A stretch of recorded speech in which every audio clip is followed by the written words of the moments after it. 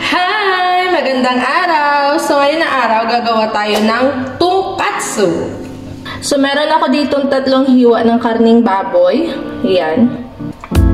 Nilagyan ko na to ng asin para may lasa naman. Tapos isang itlog, nilagyan ko dito ng asin at paminta. Tapos meron tayong breadcrumbs, may asin din to. At cornstarch. Para start na po natin i-coat yung karne natin, tsaka natin pipirituhin. Una po, lublob natin muna sa ating cornstarch. Bago natin ilublob sa itlog. Make sure po na well-coated po yung ating karne. Para po lalabas po yung kakrispy niya. Tapos, lublob natin sa itlog. Next naman po, panghuli, yung ating breadcrumbs. I-well-coat lang po natin. Make sure na lahat ng parte ay malagyan.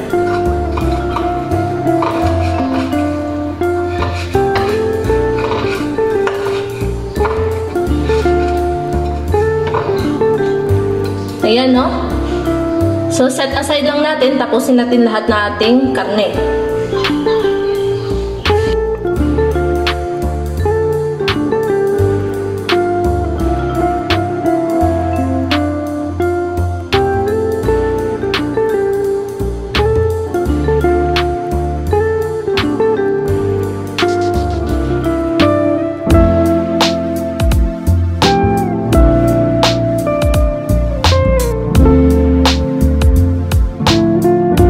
Ayan, nagawa na po natin, na-coated na natin lahat ng breadcrumbs. So, next step natin, magpapainit na tayo ng ating mantika. Make sure po na mainit po yung ating kawali na may mantika para hindi po didikit yung ating karne. So, pag mainit na po, pwede na po nating ilublob yung ating karne. Dahan-dahan lang po at isa-isa.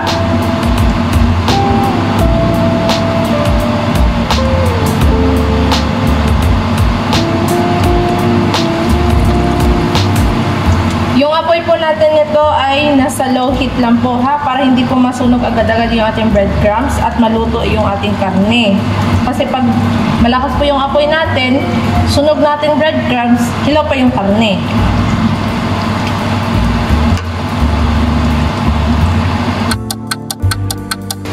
So, antayin lang po natin mag-golden brown yung ating karne, tapos tsaka natin siya babaliktarin para yung kabila naman yung lulutuin natin. Ayan, so after 5 minutes, pwede na natin baliktarin, 'di ba?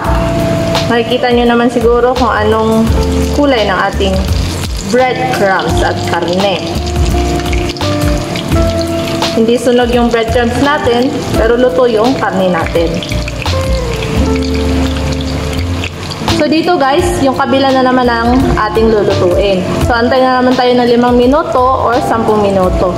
Tapos baliktarin natin ulit para mag-well cook yung lahat ng karne natin. Ayan, pag ganyan na yung itsura, pwede na natin yung hanguin. Ayan, no? Ang ganda ng karne natin. Lutong-luto.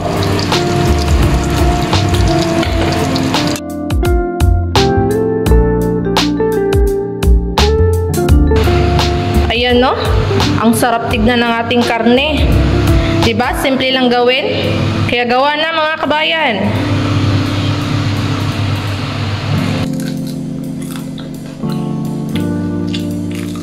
Tapos, partneran natin ng Coke. Kasi karne yun eh. Pampahilis.